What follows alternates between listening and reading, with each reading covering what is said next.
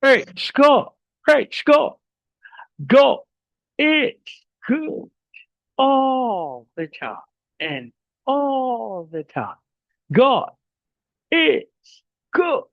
Praise God. Praise God. Isang mapagpalang araw sa bawat isa. Sa pagkakataon ito, tayo po ay tutulog, lalapit sa ating Diyos sa buhay ng may pananampalataya. Saan may dalawa o tatlo na nagkatipon sa kanyang ngalan. Naroon siya sa kanilang kalagitnaan.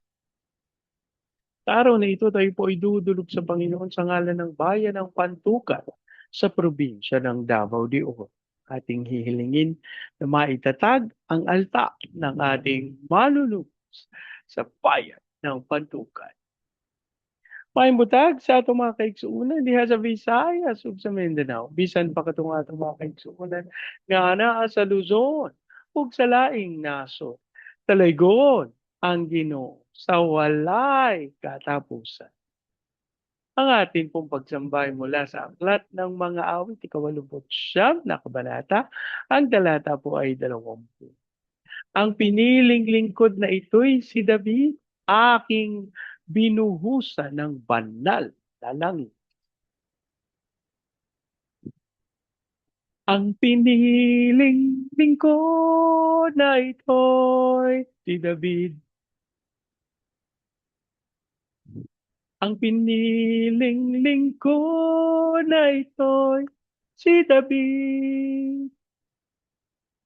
Aking binuhusan ng banal na langit.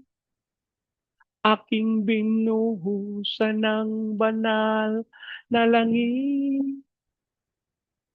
Ang piniling lingkod na ito'y si David. Manaming Diyos na makapangyarihan sa lahat, kami po'y nagpapasalamat sa pagkakataon na minsan pang makadulog at makalapit sa iyong banal na araw. Kami po'y nagpapasalamat. Humingi ng tawad sa lahat naming pagkakasala at aming idinudulog sa iyo, Panginoon, ang paglilinis sa lahat ng karumihan, sa lahat ng kasalanan. At sa pangalan ni Jesus, ang aming panalangin namang Diyos, walang anumang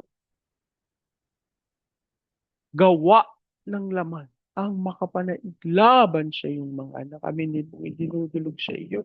Ang bayan ng Pantukan sa probinsya ng Davao de Oro. Ang aming panalangin ng lahat ng altar at lahat ng kasunduan na ginawa sa Pantukan ng hindi ayon sa pangalan ng aming manunubos ay mapawalang bisa sa pangalan ni Jesus at ang aming sa panguna ng iyong Santong Espiritu maitatag ang altar ng aming Panginoong Yesu-Kristo sa bayan ng Pantukan.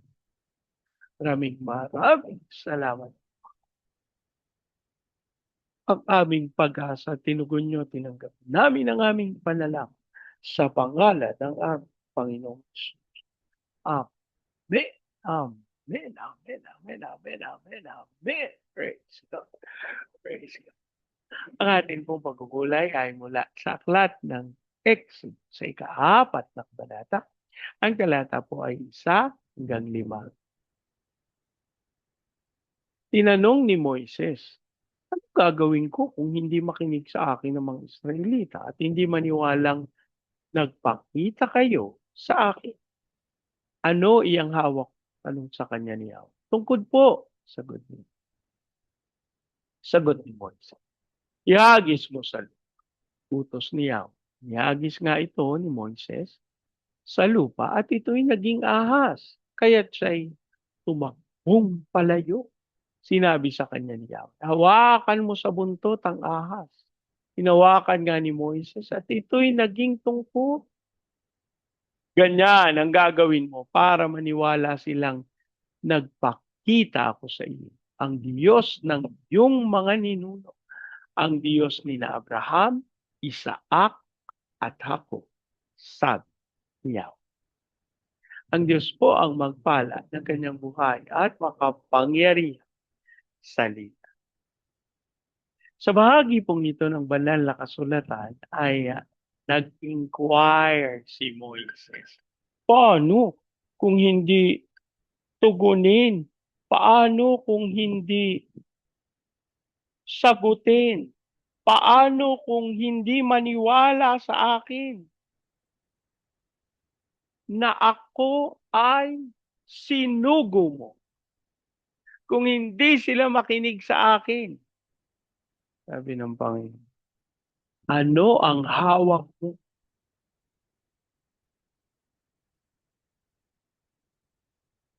Tungkod po, sagot ni Moses. Ihagis mo sa lupa. Ihagis nga ito ni Moises sa lupa at ito'y naging ahas. Kaya siya'y tumakbong palayo.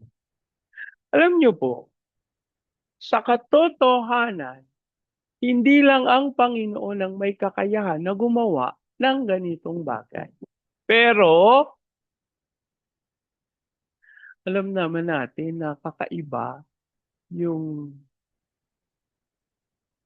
pagkilos ng Diyos sa pisikal. At ito po'y naging maliwanag sapagkat nung nakita nila ano yung nangyari, no? Actually, later on pa yan. Pero, ang sinasabi lang natin, may makakagawa, may nakakagawa ng ginagawa ng Panginoon. Pero alam natin na the best kapag sa Panginoon tayo. Alam natin na mas maayos kapag sa Panginoon. Kaya nga nung sinabi ng Panginoon, ano yung hawak mo? Ihagis mo. Nung hinagis niya sa lupa, ang tungkod ay naging ahas. Kaya siya'y umurong. Tumakbong papalayo. Pero may instruction ng Panginoon. Hawakan mo sa buntot yung ahas. Alam niyo po, there are things that the Lord will ask us to perform. At hindi doon matatapos yun. Dapat, nakikinig tayo and at the same time, attentive tayo. Ano kaya ang susunod na ipapagawa ng Panginoon? Otherwise, sayang mga kapatid. Kasi kung hindi natin mauunawa na, ay, yun pala yung pinapagawa ng Panginoon. Then, it will be our law. Si Moises nakinig. Si Moises sumunod. Di ba po? It's not only listening, but obedience. Pagsunod. Huwag nating baliwalain ang ating pagganap ng kalooban ng Panginoon. Nakasalalay sa ating pagsunod. Kaya ano ba ginagawa mo? Nananakit ka ng kalooban ng iba? Ikaw lang ang magaling. Alam niyo, natatawa ako din sa mga taong ganyan. Ano po, na mawalang galang na, nasa loob ng simbahan. Na pag sinabi mong may pagkakamali sila, naku, ililitanya nila yung mga kabutihan na pinagagawa nila at yung pagbabago na ginawa ng Diyos sa kanila. Matatagpuan ng kapakinabangan. Sapagkat yung mga tao na nagtataglay ng kanilang mga sarili at kagalingan, naku, huwag kang umasa na ang mga taong iyan aamin sa kanilang pagkakamali. At ang masakit dyan, pag umamin sila sa pagkakamali nila, kawawang-kawawa yung itsura nila. Nako, hindi po sila nag-iisa. Ano po yan? Pare-pareho po yan sila. Hindi lang nila alam. Pero pag nakakita sila ng katulad nila, doon sila natutulala. At hindi mo sila pwedeng pagsamasamahin kasi nako, kakagera. Minamaliit ko ba sila? Hindi po. Ginagawa ko lang maliwanag na may mga tao na may ganyang katangian. Ano ngayon ang gagawin natin? Ano ba sabi ng Bible? Mahalin natin sila. Ibigin natin. Parang hindi sila karapat-dapat. Gagawin natin yung kalooban ng Panginoon. Kesa dun sa iniisip natin karapat-dapat. Kaya alam niyo, hindi pwede tayo nagsasabi na, basta ito, alam ko. Basta ito, ginagawa ko. Hindi mo yun pwedeng ipagyabang, kapatid. Kasi, yung sinasabi ng Panginoon ang sinusunod natin. At marapat nating pinagtutuunan ng pansin. Pag sinabi ng Diyos na ihagis mo sa lupa, huwag kilan, gawin. Pag sinabi ng Lord sa iyo na pabayaan mo, iwanan mo, iwanan mo. Diba? Kaya nga sinabi Isaiah 43, 18, 19, forget the former things, do not dwell on the past. Matigas ulo mo. Gusto mo pa rin yung kahapon. Gusto mo pa rin yung nangyari na isang taon. So, magdusa ka. Mga kapatid, ang pagsunod sa Panginoon ay nangangahulugan ng pagsama ng Diyos. At pagkasama mo ang Panginoon, ay kakatakot mo. Anong pangamba? Mga iintindi? Wala. Papanatag ka lang kasi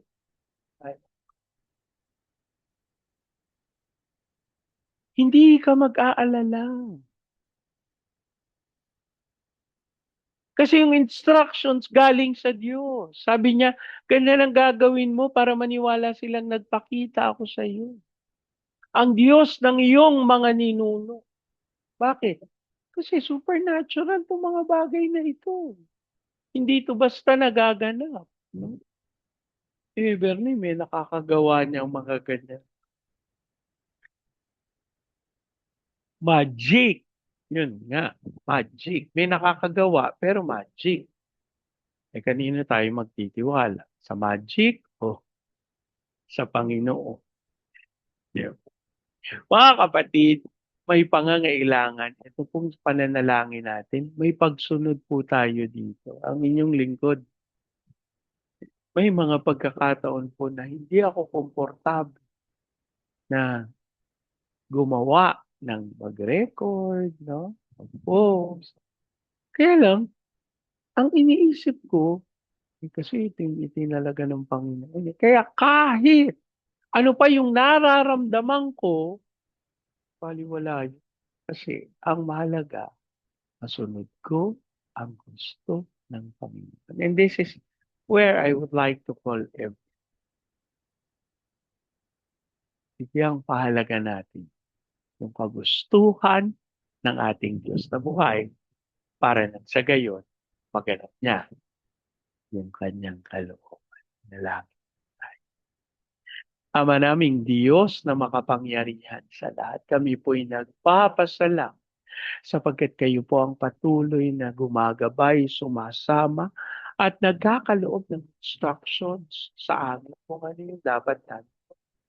Kami po ay nagpapakumbaba at humihingi ng tawad dun sa mga pagkakataon na Lord, pinilit namin yung sarili namin kagustuhan. Tapos Lord, sa ganitong paraan, hindi kami nakapagpatuloy. Hindi kami na nakikinig sa iyo o nakikinig nga kami pero hindi naman namin ginaganap yung kalooban mo. Patawarin mo po. At sa oras na ito, dasal namin ang isang kalooban, susunod, maglilingkod, at gaganapin ang inyong nais.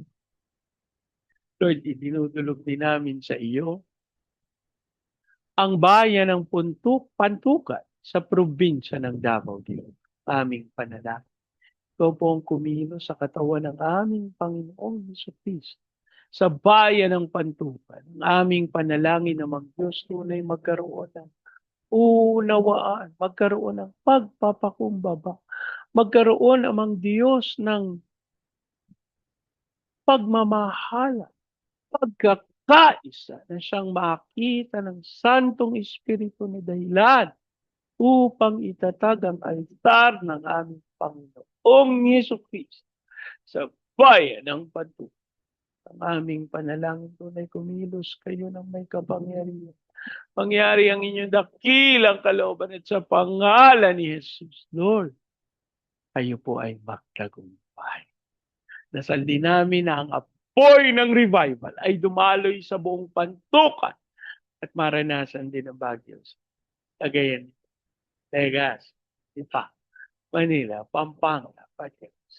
Sa kapangyarihan ng mga bayang ikaw ang magkaloob ng kaunlaran nila upang masunod nila ang dakilang kalooban. Dumaloy sa mong Luzon, Visayas at Mindanao ang pagpapala mo upang matupad namin ang tawag mo to be the launching pad of the gospel, to be a missionary sending country and to be the America of Asia in the height of its glory. Lord, dasaldin po namin ang iyong patuloy na pagsama sa aming mga tagapangulo, sa aming gobyerno, sa aming President Papo, Vice President Duterte, sa Senado, Kongreso, Judiciary, Military, Police, Local Government. We declare the fear of the na maghari sa amin. Dasal namin patuloy na malanta ng kasinungalingan ng kaaway. Ikaw po amang Diyos ang patuloy na magpatotoo ng iyong katapatan. As you also pray, Lord God, sa blessing mo sa aming mga misyonero sa iba't ibang panig natin.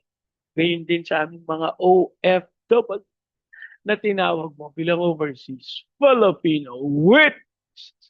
Yan mong sila sumaksi sa mga bansa na yung pinagdalan sa kanila at magdulot ng kaligtasan sa mga nangangailangan. As I also pray sa iyong patuloy na pagsama sa mga bansa ng Vietnam, Cambodia, Myanmar, Laos, Thailand, Malaysia, Singapore, Indonesia, Brunei. Ilusan mo po ang mga bayang ito. Yan mong dumaloy ang apoy ng sun upang tunay maganap at masunod ang dakilang kalooban. Kasi also pray sa Hong Kong, Macau, tayo. Lord, ikaw po ang patuloy na magkaloob ng iyong basbas sa mga bansang ito. Gayun din sa China, Japan, South Korea, North, Brazil, at Russia. Amang Diyos, ang aming panalangin, maranasan ng mga bayang ito ang pangunguna mo, ang fire of revival. At sa pangalan ni Jesus, sayaan mong lakaran na yung landas na ikaw ang nagtalaga para sa kanya. As we also pray, Panginoon, sa aming mga training agencies, katulad po ng Main Life, Asian Center, Elijah House, Philippines, Church Renewal, Asia Pacific International Institute. Lord, ikaw pong nakakabatid ng lahat ng mga kailangan ng mga lingkod mo na ito at ang aming panalangin mapangyari ang dakil kalooban. As you also declare your blessings with the rest of the places that you have anointed. Declare peace over this. Maraming salamat po. Ang aming pag-asa ninyo. Namin ang aming padala sa pangalan ng Panginoon. Amen. Amen. Amen. Amen. Amen. Amen. Amen. Praise God. Praise God. Lagi po nating tatandaan sa anumang pagsubok, problema, kahirap, sakit, karamdaman. Tayo'y dudulog, lalap, tatawa sa Panginoon dahil sa Diyos walang si. Sa pagkakataong ito, yan yung salitain ko ang basbas ng Panginoon sa inyo. At sa I declare the everlasting love of the Father. I declare the unending blessings of the Son. I declare the sweet, sweet, sweet fellowship of the Holy Spirit now and forever. I declare this new house and not the park with a new being and with a glory in this Jesus. Amen. Amen. Amen. Amen. Amen. Amen. Amen. Praise God. sama-sama nating ideklara. Pilipinas, go! Bless big time. And so we declare to God be all the glory in Jesus' name. Amen. Amen. Amen. Amen. Amen. Praise God.